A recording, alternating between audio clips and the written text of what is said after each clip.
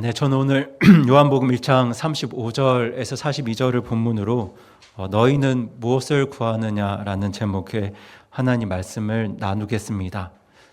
저희는 지난 한 달 동안 진실한 회개가 무엇이고 또 우리 하나님께서 회개하는 자들을 얼마나 간절히 기다리고 계시는지, 그리고 또 회개하는 자들을 용서하시고 구원하시기 위해서 그 복음을 어떻게 준비하시고 이루셨는지에 대한 말씀들을 나누었습니다. 지난주 저희들이 그 복음에 대한 말씀을 나누었었는데요. 그 말씀처럼 아주 오래전부터 계획하고 준비하신 그 복음을 이루시기 위해서 하나님 아버지는 세상에서 가장 귀한 아들 독생자 예수님을 죽음에 내어주셨고요. 그리고 예수님께서는 십자가 위에서 피 흘려 죽기까지 아버지 하나님의 뜻에 순종하셨습니다. 이처럼 예수님께서는 죽음이라는 생명이라는 큰 대가를 치르심으로 그 복음을 이루셨고 제자들을 통해 그 복음을 온 세상에 전하셨는데요. 그럼에도 불구하고 오늘날 많은 사람들이 예수님께서 이루신 그 복음에 대해서 그렇게 큰 관심을 갖지 않습니다. 사람들이 그 복음, 우리 그리스도의 복음에 대해서 그렇게 관심을 갖지 않는 이유는 그 복음이 바로 죄의 문제와 깊은 연관이 있기 때문입니다. 여러분, 그 복음의 핵심 메시지가 무엇이었나요? 예수님을 통해서 나의 죄 문제가 해결될 수 있다는 것이 바로 복음의 핵심이었습니다. 그런데 성경이 말하는 죄가 무엇이냐면 바로 하나님의 의에서 벗어나는 것을 죄라고 합니다. 때문에 여러분, 죄 문제에 관심이 있다는 말은, 나의 죄 문제를 가지고 씨름한다는 말은 어떤 말과 똑같은 말이냐면 하나님의 의를 구한다는 말과 사실 같은 뜻의 말입니다. 하나님의 의를 구하는 사람은요, 그 하나님의 의 앞에서 자신의 죄 문제를 가지고 씨름하고요. 그렇게 자기 죄 문제를 가지고 씨름하는 사람은 이 죄 문제를 해결할 수 있다는 그 복음, 우리 주 예수 그리스도의 복음에 대해서 관심을 가질 수밖에 없습니다. 하지만 반대로 하나님의 의에 관심이 없는 사람은 자기 죄 문제에 대해서 관심이 있을까요? 없을까요? 없습니다. 하나님의 의를 구하지 않는 사람, 하나님의 의, 이 세상을 창조하신 창조주의 의를 생각하지 않는 사람은 자기 죄 문제에 대해서도 그렇게 큰 관심이 없습니다. 죄 문제에 관심이 없으니까 당연히 무엇에도 관심이 없을까요? 그 복음에도 그렇게 큰 관심이 없는 겁니다. 성경이 말하는 그 복음의 핵심은 바로 죄 문제를 해결하는 것과 깊은 연관이 있는데, 하나님의 의에 관심이 없다면, 그렇게 자기 죄 문제를 해결하는 것에 관심이 없다면 당연히 그 복음에도 관심이 없는 겁니다. 그래서 오늘날 많은 사람들이 그렇게 그 복음, 우리 주님의 복음에 큰 관심이 없는 것 같습니다. 예수님께서 자기 생명을 대가로 이루신 그 복음인데, 오늘날 많은 사람들이 그 복음에 관심이 없는 궁극적인 이유는 그들이 하나님의 의와 자기 죄에 대해서 전혀 관심이 없기 때문입니다. 그런데 이런 현상은 구약시대 그리고 예수님 당시에 이스라엘 백성들에게도 예외는 아니었습니다. 하나님께서 아브라함과 그의 후손인 이스라엘 백성들을 축복하신 궁극적인 이유는 바로 기억하시죠? 어디에 있었냐면 하나님의 의에 있었습니다. 창세기 18장 19절에 기록된 것처럼 그들이 주의 길을 지켜 정의와 판단의 공의를 행하게 하는 것이 바로 하나님께서 아브라함과 그들의 후손 이스라엘을 축복하시는 이유였습니다. 하지만 구약시대 이스라엘 백성들이 하나님의 의보다 더 관심을 가진 것은 바로 자기 지혜와 자기 힘과 자기 재물이었습니다. 그래서 예레미야는 이렇게 말했는데요. 우리 다 함께 예레미야 9장 23절 말씀 같이 읽겠습니다. 시작. 주가 이같이 말하노라. 지혜로운 자는 자기 지혜를 자랑하지 말고 용사는 자기 힘을 자랑하지 말며 부자는 자기 재물을 자랑하지 말라. 아멘. 여러분, 지금 예레미야는 자기 지혜, 자기 힘, 자기 재물을 자랑하지 말라고 하는데요. 왜 이런 말씀을 선포했냐면 자랑이 그 사람의 관심과 마음을 잘 보여주기 때문에 그렇습니다. 여러분, 누군가가 무언가를 자랑한다는 것은요, 그의 마음과 관심이 어디에 있는가를 굉장히 잘 보여줍니다. 예를 들어 가장 무서운 세대인 우리 대한민국의 중학교 2학년 학생들은 담배 피는 걸 자랑한다고 합니다. 왜 담배 피는 걸 자랑할까요? 그게 좋아 보이기 때문에 자랑하는 겁니다. 그게 멋있어 보이니까 자랑하는 거예요. 그게 나빠 보인다면 자랑을 할까요? 안 할까요? 안 하죠. 그렇죠? 지금 30대, 40대만 돼도 담배 피는 걸 자랑할까요? 안 할까요? 안 합니다. 그게 자랑이 아니거든요. 좋아 보이지 않거든요. 그런데 우리 중학교 2학년 학생들은 그게 멋있어 보이고 좋아 보이니까 담배 피는 걸 자랑하는 겁니다. 마찬가지입니다, 여러분. 지식을 중요하게 생각하는 사람은 뭘 자랑할까요? 자기 지식과 학벌을 자랑합니다. 세상 높은 자리에 오르는 것, 성공하는 것, 승진하는 것, 이런 것들에 마음이 있는 사람은 자기의 힘과 능력과 권세를 자랑합니다. 외모를 중요하게 생각하는 사람은 자기 외모를 자랑할 테고요. 돈을 중요하게 생각하는 사람은 자기 돈과 재물을 자랑할 겁니다. 그러니까 지금 하나님께서 왜 자기 지혜와 자기 힘과 자기 재물을 자랑하지 말라고 하셨을까요? 이 이스라엘 백성들의 마음이, 하나님의 백성들의 그 마음과 관심이 모두 자기 힘과 자기 지혜와 자기 재물에 있었기 때문입니다. 하지만 하나님께서는 그들의 마음이 어디에 있기를 원하셨을까요? 바로 하나님의 의, 정의와 판단의 공의를 잇기 원하셨어요. 그런데 그들은 하나님의 의에는 전혀 관심이 없고 자기 지혜와 자기 힘과 자기 재물에만 관심이 있었습니다. 그런데 이것이 비단 옛날 이야기만은 아닙니다. 오늘날을 볼 때도 그냥 불신자, 비신자, 세상 사람들은 차치하고서라도 교회에 다니는 사람들을 생각해 보았을 때 정말 그들의 마음과 관심이 어디에 있을까 생각해 봅니다. 하나님의 의에 마음이 있는 사람들이 얼마나 될까요? 저는 제 생각이 틀렸으면 좋겠지만 제가 생각하기로는 교회에 다니시는 대부분의 사람들의 마음이 하나님의 의가 아니라 자기 지혜와 자기 힘과 자기 재물에 있다고 생각합니다. 그래서 교회 안에서 이루어지는 참 대부분의 자랑들이 자기 지혜와 자기 힘과 자기 재물에 있는 것 같습니다. 그런데 만약 그분들이 하나님의 의를 정말 소중하게 여기신다면 그들의 자랑이 바뀔 거예요. 어떻게 바뀔까요? 우리 이어지는 예레미야 9장 24절 말씀 같이 읽겠습니다. 시작. 오직 자랑하는 자는 이것 즉 자기가 깨달아 나를 아는 것과 또 내가 땅에서 인자함과 판단의 공의와 의를 베푸는 주라는 것을 자랑할지니라.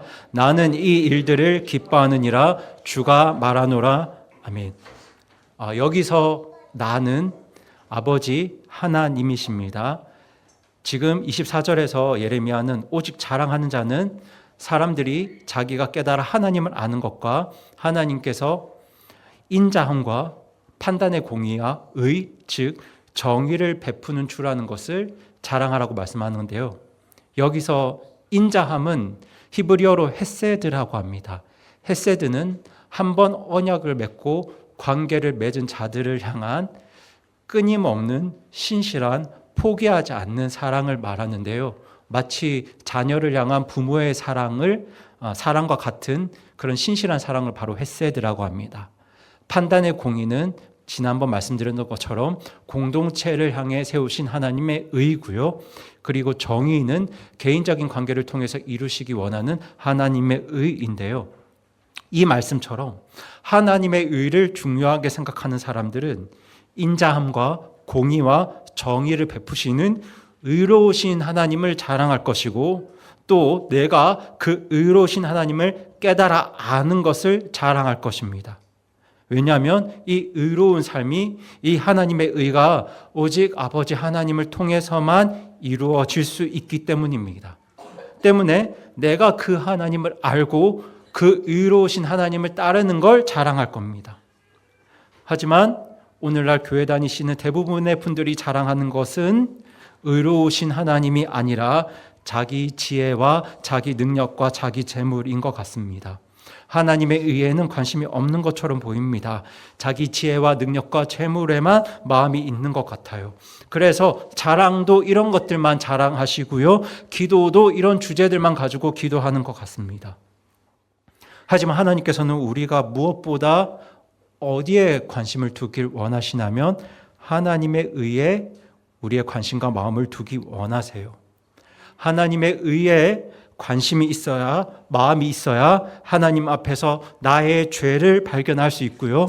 그 죄를 발견해야 나에게도 그 복음과 예수 그리스도가 필요하다는 사실을 깨달을 수 있기 때문입니다. 그런데 오늘 본문에는 하나님의 의를 간절히 구했던 두 사람이 등장합니다.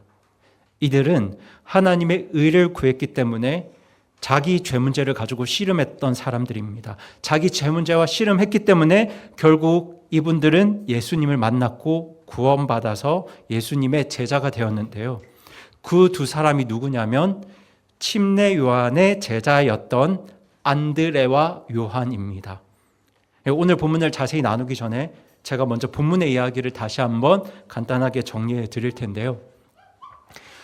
35절을 보시면 요한이 자기 제자 두 사람과 함께 서 있었다고 합니다. 그런데 35절에서 요한은 예수님보다 앞서 태어나고 활동했던 침례 요한인데요. 이 침례 요한이 자기의 두 제자와 함께 있었다고 합니다. 그런데 나중에 이 제자 중 한 사람의 이름이 등장하지만 이 제자 중 한 사람의 이름은 안드레이고요. 그리고 다른 제자의 이름은 요한복음에는 등장하지 않지만 침례 요한과 이름이 같은 동명이인의 요한입니다. 그렇게 침례 요한은 자기 두 제자 안드레, 요한과 함께 있었는데요. 36절을 보시면 이 침례 요한이 예수님께서 근처를 다니시는 모습을 보고는 예수님을 향해서 어떻게 말하고 있냐면 하나님의 어린 양을 보라라고 말합니다.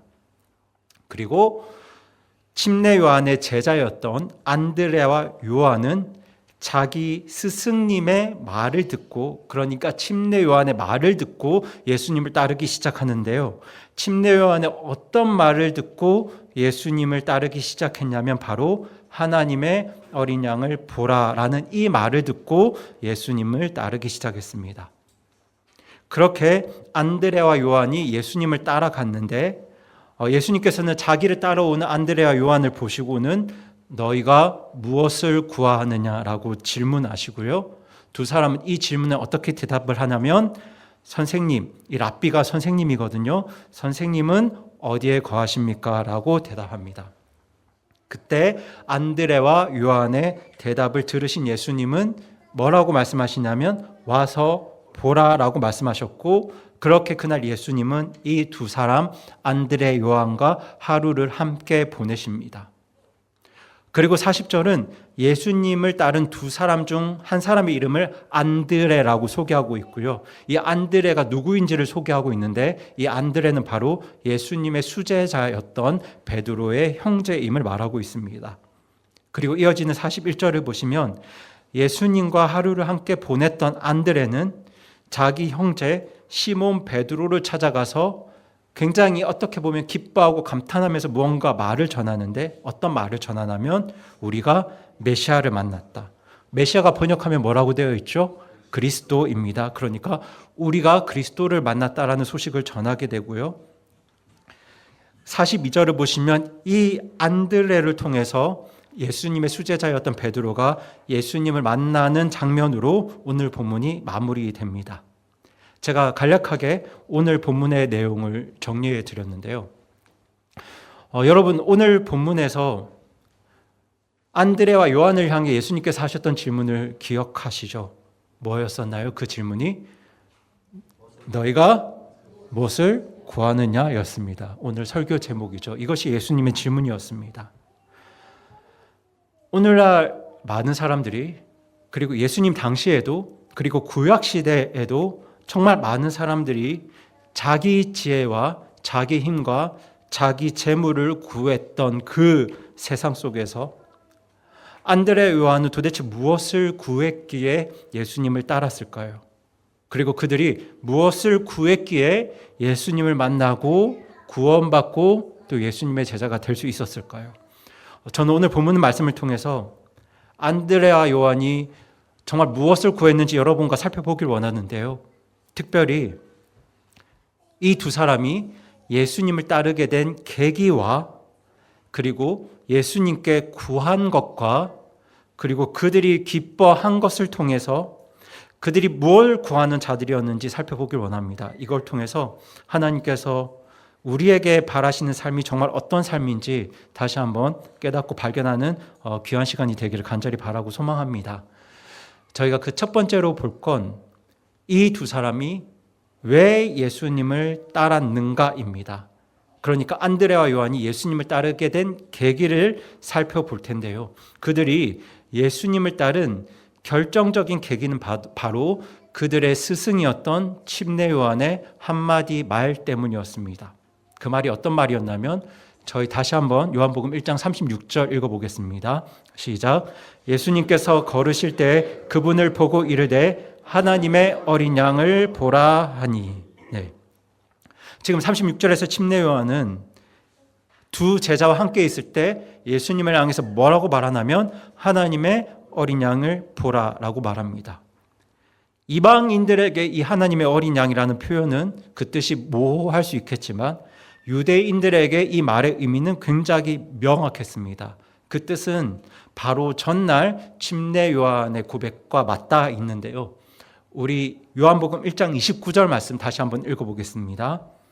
29절 시작이 다음 날이라고 되어 있지만 사실 29절은 36절보다 앞에 있는 구절이기 때문에 36절 전날의 침례 요한의 말을 기록한 성경 말씀입니다. 같이 읽겠습니다. 시작.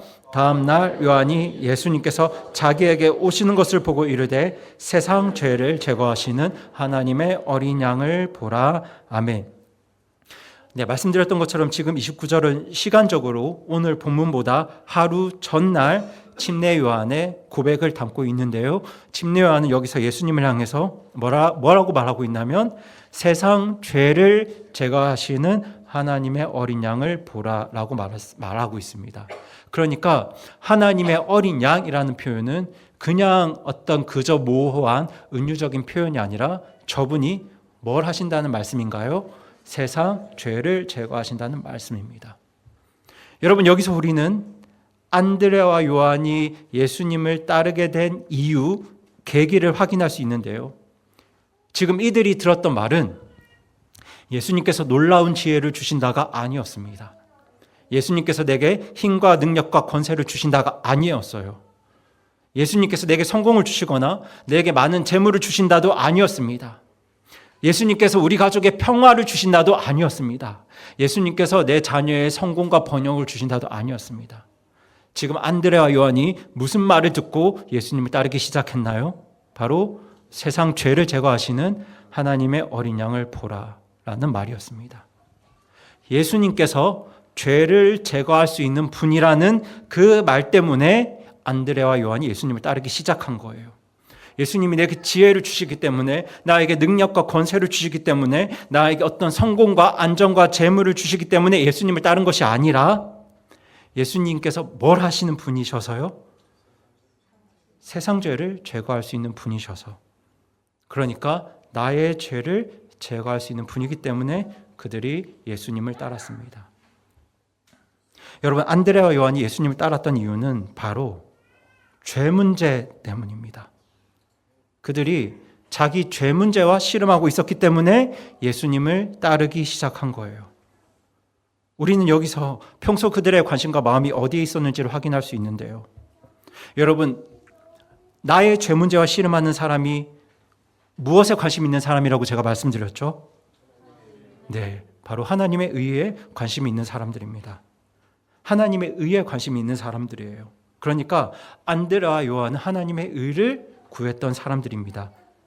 그래서 자기 죄 문제와 씨름하고 있었어요. 그런데 그때 침례 요한이 예수님을 어떤 분이라고 소개합니까? 세상 죄를 제거하시는 하나님의 어린 양이라고 소개하는 겁니다.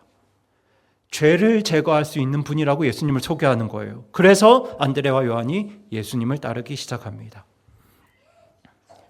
저는 지난주 그 복음을 이루신 예수님에 대한 말씀을 전했는데요. 여러분, 어떤 사람이 그 복음을, 우리 예수 그리스도의 복음을 간절히 구하겠습니까? 어떤 사람이 나에게 예수님이 필요하다고 간절히 느낄까요? 바로 자기 죄 문제와 씨름하는 사람이 그 복음을 간절히 구하고요. 자기 죄 문제와 씨름하는 사람이 나에게 정말 예수님이 필요하다는 그 진리를 깨닫게 되는 겁니다. 여러분, 제가 정확하게 말씀을 드릴게요. 예수님께서는 우리에게 지혜와 힘과 재물을 주시려고 이 땅에 오신 분이 아닙니다. 예수님이 이 땅에 오신 이유는 지금 이 땅에서 우리의 건강이나 성공 때문이 아니에요. 예수님께서 왜 이 땅에 오셨나요? 바로 우리 죄 문제를 해결하시기 위해서 이 땅에 오셨습니다. 우리 지난주에도 읽었던 말씀인데요. 베드로전서 3장 18절 말씀 같이 다시 한번 읽어보겠습니다. 시작. 그리스도께서도 죄들로 인해 한 번 고난받으사 의로운 자로서 불의한 자들을 대신하셨으니 이것은 그분께서 육체 안에서 죽임을 당하셨으나 성령에 의해 살아나셔서 우리를 하나님께로 데려가려 하심이라. 아멘. 이 말씀에 기록된 것처럼 예수님께서는 의로운 자로서 불의한 우리를 대신하심으로 저와 여러분의 죄 문제를 해결하시기 위해 이 땅에 오신 겁니다. 그래서 혹시 아직 구원받지 못하시거나 구원의 확신이 없는 분들에게 제가 간곡히 말씀드리길 원하는데요. 여러분이 정말 구원받기를 원하신다면 가장 먼저 나의 죄 문제를 가지고 깊이 고민하셔야 합니다. 하나님이 내게 주시는 지혜와 힘과 재물이 아니라 예수님이 나의 죄 문제를 해결하시고 제거하시는 분이라는 그 말씀에 먼저 집중하셔야 합니다. 그런데 안드레와 요한이 그랬습니다. 그들은 무엇보다 하나님의 의를 구하는 사람들이었고 그렇게 자기 죄 문제와 씨름하던 사람들이었기 때문에 세상 죄를 제거하신 하나님의 어린 양이라는 그 말씀을 듣고 예수님을 따르기 시작했습니다. 그래서 혹시 이 자리에 아직도 구원받지 못한 분들이 계시다면 세상 죄를 제거하시는 하나님의 어린 양, 나의 죄를 제거하시는 하나님의 어린 양 예수 그리스도를 꼭 만나시고 믿으시고 구원받으시기를 간절히 바라고 소망합니다. 그리고 저희가 두 번째로 살펴볼 것은요, 두 사람이 예수님께 무엇을 구했는가입니다. 이거 위해서 저희들이 예수님의 질문에 대한 안드레와 요한의 대답을 한번 묵상해 보길 원하는데요. 먼저 저희 38절 말씀 다시 한번 읽어보겠습니다. 시작. 그때 예수님께서 돌아서서 그들이 따르는 것을 보시고 그들에게 이르시되 너희가 무엇을 구하느냐 하시니 그들이 그분께 이르되 랍비여 어디에 거하시나이까 아니라 랍비는 번역하면 선생님이라는 말이라. 아멘. 지금 38절에서 예수님은 안드레와 요한을 향해서 너희가 무엇을 구하느냐라고 질문하십니다. 예수님께서 왜 이런 질문을 하셨을까요? 저희가 앞에서도 읽었지만 예수님께서 이런 질문을 하신 이유는 예레미야 9장 23절에 기록된 것처럼 세상의 수많은 사람들이 그리고 심지어 하나님을 믿는다고 말하는 하나님의 백성들조차도 하나님의 의를 구하기보다는 자기 지혜와 자기 힘과 자기 재물을 구했기 때문입니다. 하지만 여러분, 안드레와 요한이 예수님을 따른 이유는 침례 요한의 어떤 말 때문이었나요? 바로 하나님의 어린 양을 보라라는 말 때문이었습니다. 그들이 예수님을 따른 이유는 침례 요한의 하나님의 어린 양, 세상 죄를 제거하시는 하나님의 어린 양이라는 말 때문이었습니다. 침례 요한이 예수님을 세상 죄를 제거하신 하나님의 어린 양이라고 소개했기 때문에 안드레와 요한이 예수님을 따랐는데요. 여러분, 죄를 제거하신다는 말에는 의를 가져온다는 뜻도 함께 내포되어 있습니다. 이해가 되시죠? 여러분, 어둠을 제거하면 무엇만 남을까요? 빚만 남습니다. 질병을 제거하면 무엇이 남죠? 건강이 남겠죠. 그러니까 죄를 제거하면 무엇이 있을까요? 바로 의가 있습니다. 하나님의 의가 있는 거예요. 때문에 예수님께서 세상 죄를 제거하신다는 말은 그분께서 하나님의 의를 이루신다는 말이기도 합니다. 그리고 예레미야서에는 하나님의 의, 그러니까 하나님의 정의와 공의를 이루실 예수님에 대한 기록이 있는데요. 우리 다 함께 예레미야 23장 5절 말씀 같이 읽겠습니다. 시작. 주가 말하노라 보라 날들이 오리니 내가 다윗에게 한 의로운 가지를 일으킬 것이요 한 왕이 통치하고 번영하여 땅에서 판단의 공의와 정의를 집행하리라. 아멘. 여러분, 여기서 다윗에게서 날 한 의로운 가지가 누구를 말할까요? 네, 그렇습니다. 다윗의 후손으로 오실 예수 그리스도를 말합니다. 그리고 잘 아시는 것처럼 예수님께서는 십자가 위에서 우리 죄를 대신해 죽으심으로 정말 하나님의 의, 그러니까 하나님의 공의와 정의를 완벽하게 이루셨습니다. 여러분, 공의를 간단히 말씀드리면 죄를 지으면 벌 받는 게 공의입니다. 공의가 뭐라고요? 죄를 지으면 벌을 받는 게 공의예요. 그런데 여러분, 예수님의 십자가에 공의가 있습니까? 없습니까? 십자가에는 분명한 공의가 있습니다. 왜냐하면 온 세상 사람들의 죄가 창조주이신 하나님의 아들을 통해서 뭘 받았나요? 그 벌을 받았기 때문입니다. 죄가 뭘 받았습니까? 벌을 받았습니다. 이처럼 예수님은 십자가에서 온 세상 사람들의 죄에 대한 모든 벌을 받으심으로 하나님의 공의를 완벽하게 이루셨어요. 그런데 예수님은 십자가 위에서 뭘 또 이루셨냐면 정의도 이루셨습니다. 여러분, 정의를 쉽게 말씀드리면 사랑입니다. 정의를 간단히 말씀드리면 사랑인데요. 여러분, 십자가에 정의가 있습니까? 없습니까? 정의가 있죠. 우리 주님의 십자가에는 무엇보다 큰 정의와 사랑이 있습니다. 왜냐하면 내가 받아야 할 벌을 예수님께서 대신 받으셨기 때문이에요. 우리가 죽어야 하는데 예수님께서 대신 죽으셨기 때문입니다. 예수님께서 그렇게 행하신 모든 이유는 바로 우리를 향한 사랑 때문이었습니다. 이처럼 예수님께서는 십자가 위에서 우리를 대신하여 죽으심으로 하나님의 정의도 완벽하게 이루셨습니다. 그렇게 예수님 십자가 위에서 하나님의 공의와 정의를 온전히 이루심으로 우리를 구원하셨고요. 그렇게 죽으시고 부활하신 예수님은 승천하셨다가 언젠가 다시 이 땅에 오셔서 이 땅을 통치하고 다스리실 텐데 그때도 우리 예수님은 완전한 하나님의 공의와 정의로 온 세상을 통치하고 다스리실 겁니다. 우리가 그때를 천년 왕국이라고 이렇게 성경에 기록되어 있고 우리가 그 나라를 기대하고 있는데요. 그렇게 이 세상의 모든 죄를 제거하고 또 하나님의 의를 온전히 이루실 그 열쇠가, 그 키가 누구에게 있습니까? 네, 바로 예수님께 있었습니다. 세상 죄를 제거하고 온전히 하나님의 일을 이루실 그 열쇠가 예수님께 있었기 때문에 안드레와 요한이 정말 하나님의 의를 구했다면, 정말 죄 문제를 해결하고 싶었다면 그들이 가장 구해야 할 분이 누구였을까요? 바로 예수님, 그분이었습니다.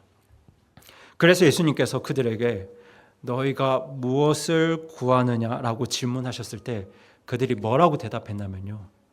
보이시죠? 랍비여, 어디에 거하시나이까? 라고 답했습니다. 지금 예수님께서 너희가 무엇을 구하느냐라고 질문하셨을 때 그들의 대답이 저희는 지혜를 구합니다, 깨달음을 구합니다가 아니었습니다. 그들의 대답이 저는 어떤 능력과 죄물을 구합니다. 이 세상을 잘 살아갈 수 있는 어떤 지혜나 깨달음이나 능력이나 재물을 구합니다가 아니었습니다.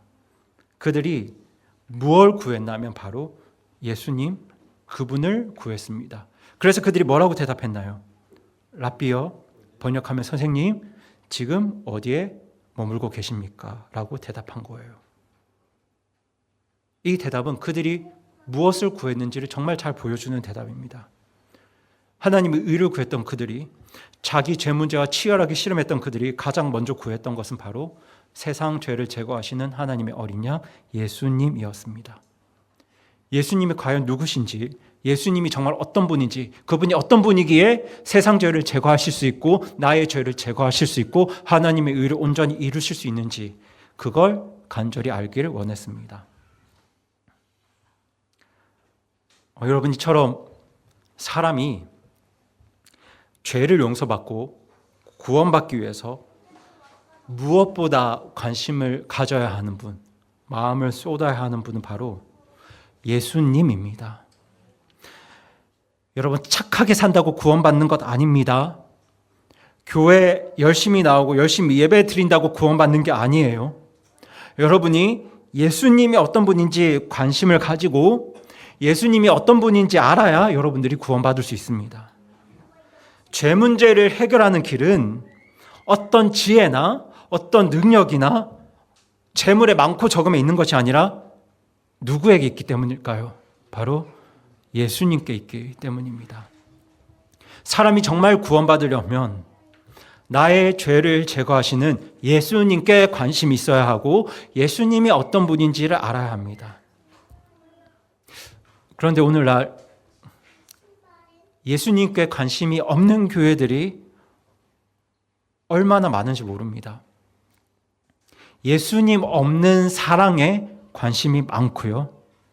예수님 없는 공의에 관심이 많습니다. 예수님과 상관없이 착하게 살고 친절하게 살면서 사랑을 베푸는 것을 강조하는 교회들이 얼마나 많은지 모릅니다. 그러나 여러분, 사람이 아무리 착하게 산들, 아무리 친절한들, 아무리 열심히 성실하게 산들, 예수님 없이 예수님을 알지 못하고 구원받을 길은 세상에 없습니다. 나의 죄 문제를 해결하고 내 죄를 용서받고 내가 구원받을 수 있는 유일한 길은 오직 예수님밖에 없습니다.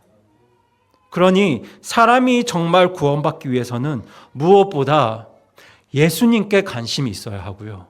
예수님이 어떤 분인지를 아셔야 합니다. 그래서 안드레아 요한이 어떻게 대답했나요?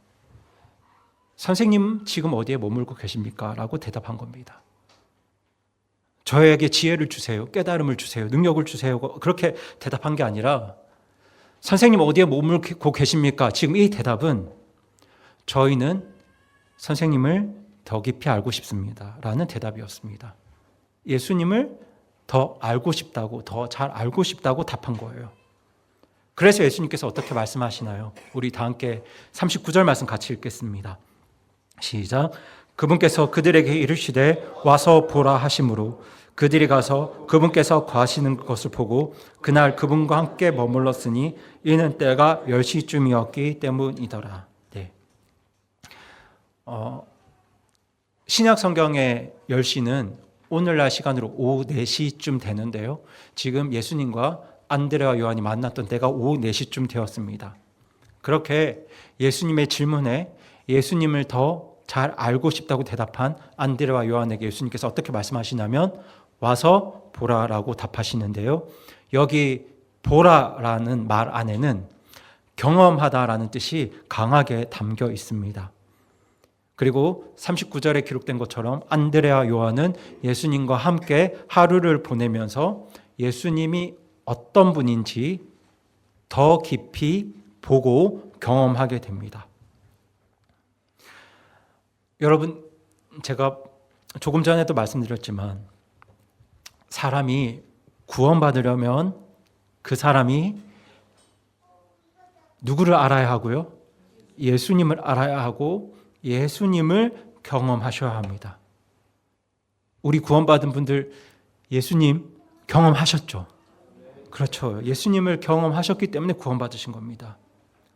여러분, 이 일을 위해서는 우리 교회와 우리 성도님들은 누구보다 예수님을 깊이 알고 누구보다 예수님을 깊이 경험하는 교회와 성도들이 되어야 합니다. 우리가 예배를 통해서 경험해야 하는 분도 예수님이어야 하고요.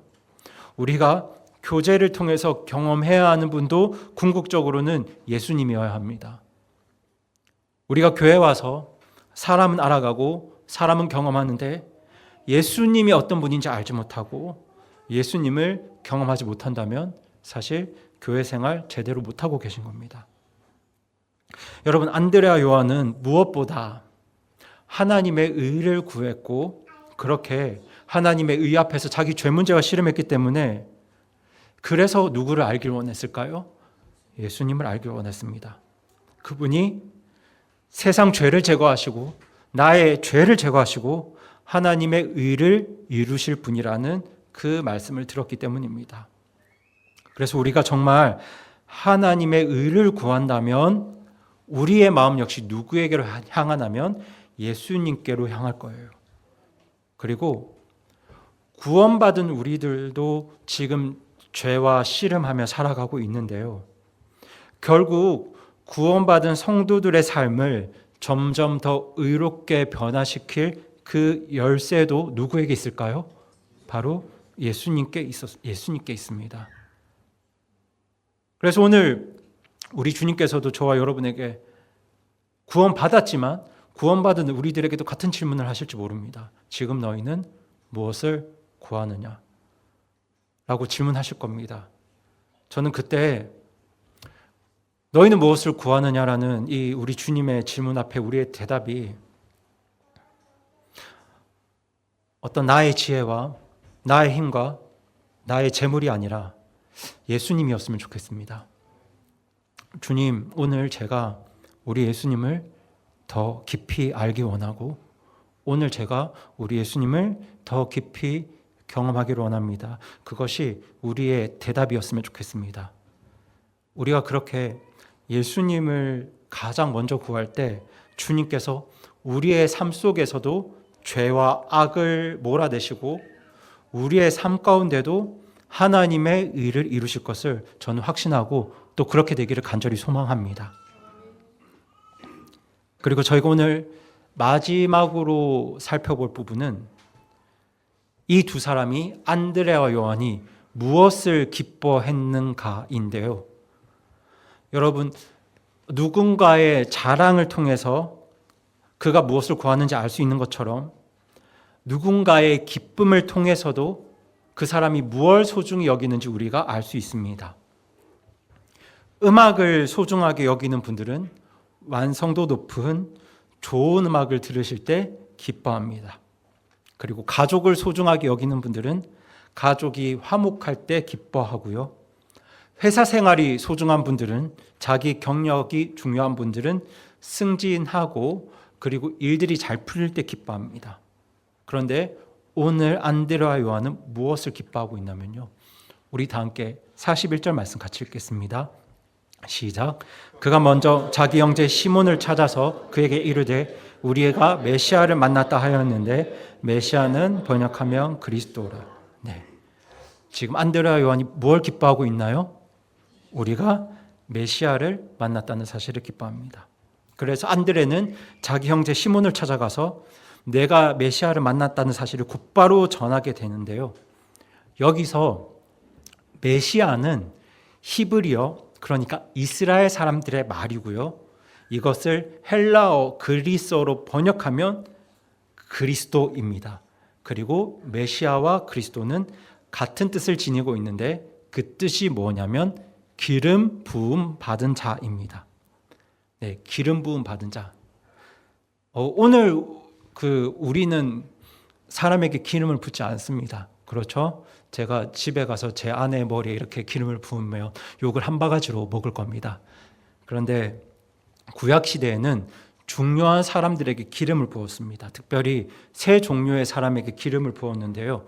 그 세 종류의 사람은 왕과 제사장과 대언자였습니다.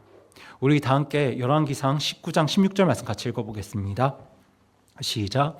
또 님시의 아들 예후에게 기름을 부어 이스라엘을 다스릴 왕이 되게 하며 또 아벨 무올라 출신의 사밧의 아들 엘리사에게 기름을 부어 너 대신 대언자가 되게 하라. 네. 이 말씀에 기록된 것처럼 하나님께서는 왕이 될 사람과 또 어떤 사람에게요? 대언자가 될 사람에게 기름을 붓게 하셨습니다. 그리고 저희가 출애굽기 40장 13절도 읽어보겠습니다. 시작.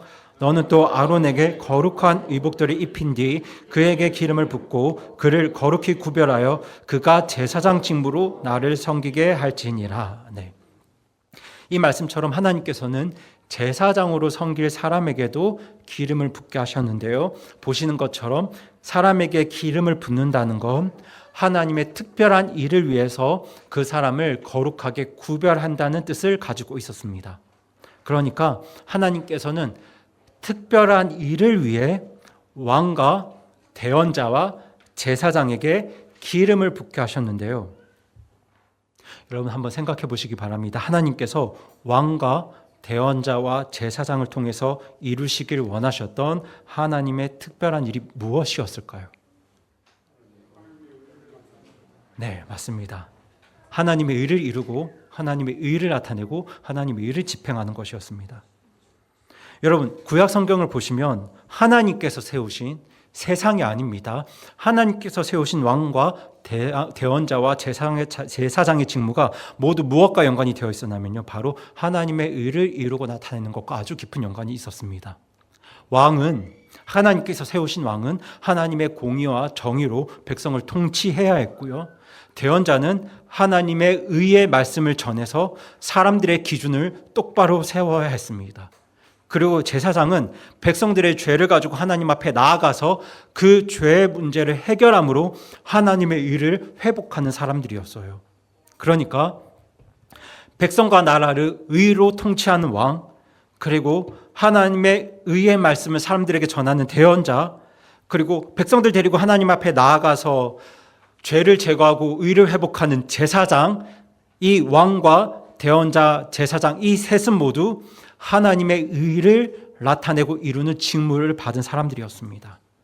이처럼 왕으로, 대언자로, 제사장으로 거룩히 구별되어서 하나님의 의를 이루는 직책을 가진 사람들을 구약시대 사람들은 뭐라고 불렀냐면 메시아라고 불렀고, 이걸 그리스도로 번역해서 그런 분들을 그리스도라고 불렀습니다. 그런데 지금 안드레와 요한이 예수님을 뭐라고 부르고 있나요? 예수님을 메시아 그리스도라고 부르고 있습니다. 이 말은 예수님께서 의로운 왕이시고 의로운 대언자시고 의로운 제사장이라는 뜻입니다. 왕이라는 말은요, 나를 다스리는 분이라는 뜻이고요, 대언자라는 말은 예수님이 하신 말씀이 하나님의 말씀이라는 뜻입니다. 그리고 제사장이라는 말은 나의 죄 문제를 해결해서 나를 하나님께로 데려갈 수 있는 분이 바로 예수님이라는 뜻입니다.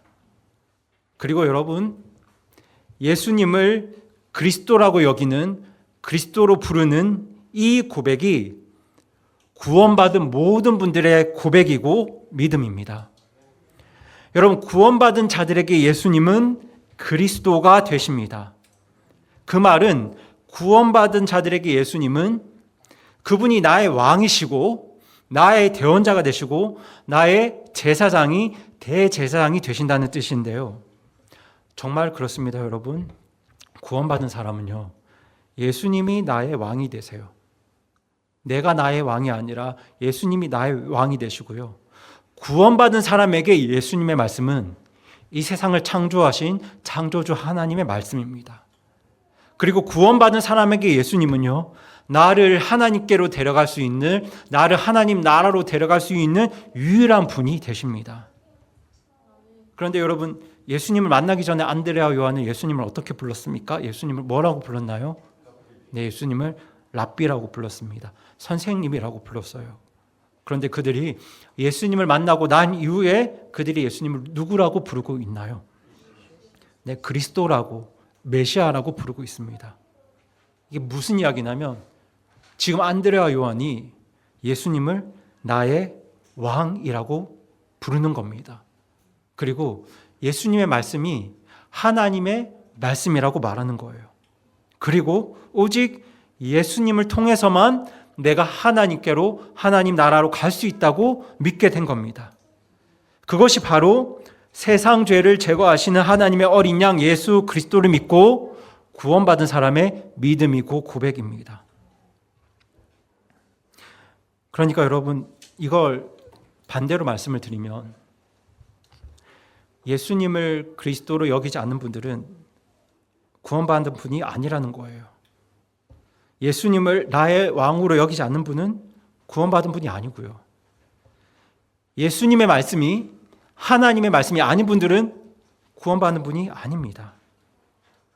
나를 하나님께로 데려갈 수 있는 분이 오직 예수님이 아닌 분들은 예수님 외에 나의 죄 문제를 해결하고 나의 죄를 용서받고 구원받고 내가 천국이나 극락에 갈 수 있다고 믿는 분들은 구원받은 분들이 아닙니다. 여러분, 구원받은 모든 분들에게 예수님은 누가 되신다고요? 그리스도가 되십니다. 그래서 훗날 예수님께서 자기의 수제자 베드로에게 너희는 나를 누구냐 이렇게 질문하셨을 때 베드로가 어떻게 대답했나요? 저희 다 함께 마태복음 16장 15절 16절 같이 읽겠습니다. 시작. 그분께서 그들에게 이르시되 하지만 너희는 나를 누구라고 하느냐 하시니 시몬 베드로가 대답하여 이르되 주께서는 그리스도시요 살아계신 하나님의 아들이시니이다 하매. 이것이 베드로의 고백이었습니다. 베드로에게 예수님은 그리스도시고 하나님의 아들이었습니다. 그래서 여러분, 오늘 안드레와 요한이 무엇을 기뻐했습니까? 뭘 기뻐했나요? 그들이 그리스도 메시아 예수님을 만났다는 그 사실을 기뻐했습니다. 나의 죄를 제거하시는 하나님의 어린 양 그리스도 예수님을 만났고 그 예수님을 알았고 그 예수님을 경험함으로 내 죄 문제를 해결했다는 그 사실, 내 죄가 용서받고 구원받았다는 그 사실을 이 안드레와 요한이 기뻐하고 또 기뻐했습니다. 여러분은 오늘 무엇을 기뻐하고 계십니까? 뭘 기뻐하고 계신가요? 여러분의 지혜를 기뻐하고 계신가요? 여러분의 능력을 기뻐하고 계시나요? 여러분의 가족을 기뻐하고 계신가요? 여러분의 성공과 여러분의 재물을 기뻐하고 계신가요? 물론 그런 것들이 우리에게 기쁨이 될 수 있겠지만 저는 우리에게 가장 큰 기쁨이 이런 것들이 되지 않기를 바랍니다. 물론 하나님께서 우리에게 지혜를 주셔서 좋은 대학에 갈 수도 있고요. 하나님께서 우리에게 능력을 주셔서 사업에 성공할 수도 있고 회사에서 승진할 수도 있습니다. 그리고 하나님께서 우리에게 더 많은 돈과 재물을 주실 수도 있습니다. 그리고 우리가 하나님의 자녀로서 이런 축복들을 충분히 누릴 수 있고 이것들을 기뻐할 수 있습니다. 하지만 저는 구원받은 우리들에게 가장 큰 기쁨이 이런 것들이 아니었으면 좋겠습니다. 저는 우리의 가장 큰 기쁨이 내가 그리스도를 만났다 였으면 정말 좋겠습니다. 그런데요, 솔직히 말씀드리면 우리가 구원받았다 할지라도 구원받았음에도 불구하고 우리가 나의 지혜와 나의 힘과 나의 재물을 구할 때 예수 그리스도는 우리에게 그렇게 큰 기쁨이 되지 않을 겁니다. 하지만 오늘 본문의 요한과 안드레처럼 우리가 무엇보다 하나님의 의를 구하고 죄 문제와 씨름하면서 살아간다면 우리에게 무엇보다 큰 기쁨과 큰 평안을 가져다 주는 사실이 바로 내가 그리스도를 만났다가 될 것입니다. 여러분, 나의 죄를 제거하시는 예수님께서 나의 그리스도라는 사실이, 그러니까 예수님께서 나의 왕이시고 대언자시고 대제사장이라는 그 사실이 오늘 우리에게 가장 큰 기쁨과 가장 큰 즐거움이 되기를 간절히 바라고 소망합니다. 저는 우리 교회의 가장 큰 기쁨이 내가 그리스도를 만났다 였으면 정말 좋겠습니다. 여러분, 저는 오늘 침례 요한의 두 제자가 어떻게 예수님을 만나서 구원받게 되었는지 그 과정을 여러분과 나누었는데요. 말씀드렸지만 이분들이 구원받을 수 있었던 결정적인 이유는 그들이 자기 죄 문제와 씨름했기 때문입니다. 하나님의 의 앞에서 더럽고 추악한 자기 죄 문제와 씨름하던 사람들이었기 때문에 세상 죄를 제거하시는 하나님의 어린 양이라는 그 말을 듣고 예수님을 따랐습니다. 그리고 예수님께서 너희가 무엇을 구하느냐 질문하셨을 때에도 자기 지혜를 구하지 않고 자기 힘을 구하지 않고 자기 재물을 구하지 않고 오직 누구만을 구했나요? 예수님만을 구했습니다. 그렇게 예수님을 만나고 경험했을 때 이분들이 무엇보다 기뻐한 건 내가 그리스도 예수님을 만났다는 그 사실이었습니다. 세상 모든 죄를 몰아내시고 나의 죄를 제거하시고 하나님의 의를 온전히 이루실 메시아 그리스도 예수님을 만났다는 그 사실이 그들에게 가장 큰 기쁨이 되었습니다. 저는 이 안드레와 요한의 모습을 보면서 누가 떠올랐냐면 다니엘이 떠올랐습니다. 다니엘이 떠올랐는데요. 다니엘은 구약시대 인물입니다. 구약시대 유다 백성들이 포로로 끌려갔을 때 바벨론의 포로로 끌려갔던 인물인데요. 비록 다니엘이 바벨론의 포로로 끌려갔지만 바벨론의 총리로 지내면서 정말 인간적인 관점에서 보면 풍요로운 삶을 누렸습니다. 누릴 걸 다 누리고 살았습니다. 그리고 어느 날 다니엘이 말씀을 읽을 때 70년으로 예정된 이스라엘의 포로 생활이 곧 몇 년 후면 끝날 것이라는 그 사실도 깨닫게 됩니다. 한번 생각해 보세요. 다니엘이 어떻게 살았다고요? 무엇으로 살았다고요? 총리로 살았습니다. 풍요로운 삶을 누립니다. 그리고 포로 생활도 어떻게 된다고요? 곧 끝납니다. 그런데 그걸 깨달은 다니엘이 하나님께 어떤 기도를 했는 줄 아시나요? 우리 다 함께 다니엘 9장 5절과 20절 한 절씩 읽어볼 텐데요. 5절 먼저 읽겠습니다. 시작. 우리가 주의 훈계들과 주의 판단의 규범들을 버리고 떠남으로 죄를 짓고 불법을 행하며 사악하게 행하고 반역하였으며. 네, 우리 이어서 20절도 읽어보겠습니다. 시작. 내가 이같이 말하고 기도하며 내 죄와 내 백성 이스라엘의 죄를 자백하고 내 하나님의 거룩한 산을 위해 내 주 하나님 앞에 내 간구를 드릴 때. 네, 이 말씀에 기록된 것처럼 다니엘은 지금 자신의 죄와 자기 민족 이스라엘 백성들의 죄를 자백하고 회개하는 기도를 하나님께 드리고 있는데요. 지금 이렇게 회개 기도하는 이유를 뭐라고 이야기하고 있냐면 하나님의 거룩한 산을 위해서라고 말하고 있습니다. 여기서 하나님의 거룩한 산을 위한다는 말은 하나님의 의를 구한다는 뜻과 같은 말인데요. 구한다는 말과 같은 뜻인데요. 여러분, 제가 말씀드렸지만 다니엘은 풍요로운 삶을 누렸습니다. 포로 생활도 곧 끝난다고 합니다. 아무런 문제가 없어 보입니다. 모든 일이 이제 다 잘 풀리는 것 같습니다. 그런데 다니엘은 지금 뭘 하고 있나요? 회개기도 하고 있습니다. 회개하고 있습니다. 다니엘이 왜 회개하고 있을까요? 그가 하나님의 의를 구하는 사람이었기 때문입니다. 그에게 가장 중요한 건 풍요로운 삶이 아니었어요. 포로 생활이 끝나는 게 아니었습니다. 그에게 가장 중요한 게 무엇이었습니까? 네, 하나님의 거룩한 산, 하나님의 의였습니다. 그가 총리로서 풍요로운 삶을 살아도 포로 생활이 곧 끝나더라도 나의 삶 가운데 우리 민족에게 하나님의 의가 없으면 그곳이 바로 지옥이라는 사실을 누구보다 다니엘은 잘 알고 있었습니다. 그래서 다니엘은 하나님 앞에 회개합니다. 하나님께서 모든 죄를 용서해 주시고 자기 나라와 자기 백성들에게 하나님의 의를 회복시켜 주실 것을 간절히 기도합니다. 그때 하나님께서 환상 계시를 통해서 다니엘에게 기도 응답을 주시는데요. 어떤 말씀을 주시냐면 저희 같이 24절 말씀 다니엘 9장 24절 같이 읽어보겠습니다. 시작. 주께서 내 백성과 내 거룩한 도시에게 70일회를 정하셨나니 이것은 범법을 그치고 죄들을 끝내며 불법에 대하여 화해를 이루고 영존하는 의를 가져오며 환상 계시와 대언을 봉인하고 지극히 거룩하신 분에게 기름을 부으려 하심이라. 네. 여러분, 지금 하나님께서 다니엘에게 무엇을 약속하고 계시죠? 모든 범법이 그치고 모든 죄들이 끝나고 모든 불법들이 사라지고 영존하는 의가 세워질 그 하나님의 나라를 다니엘에게 약속하고 계십니다. 그런데 그 영원한 하나님의 의가 지금 누구를 통해서 이루어지나요? 네, 지극히 거룩하신 분에게 기름이 부어짐으로, 그러니까 지극히 거룩하신 분이 그리스도가 되심으로 그 영존하는 의가 이루어질 것을 약속하고 계십니다. 여러분, 저는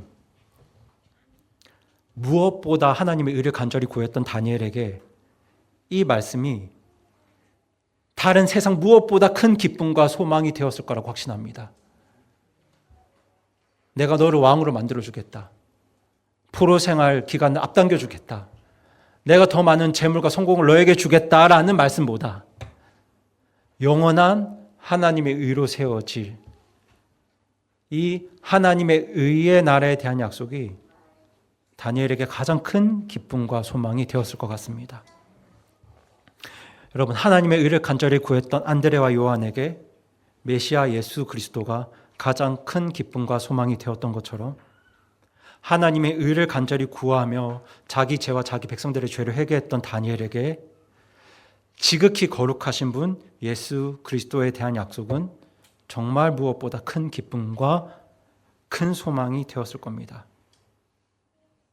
제가 지금 뭘 말씀드리고 싶은 거냐면요,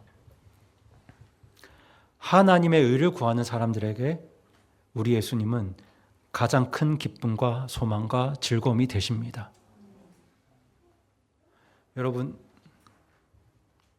돈도 중요하고 배우자도 중요하고 재물도 직장도 성공도 중요하지만 돈이 아니라, 남편과 아내가 아니라, 재물과 성공이 아니라 영존하는 의를 이루실 예수 그리스도가 구원받은 성도들에게 가장 큰 기쁨이고 가장 큰 자랑이고 가장 큰 소망이 되십니다.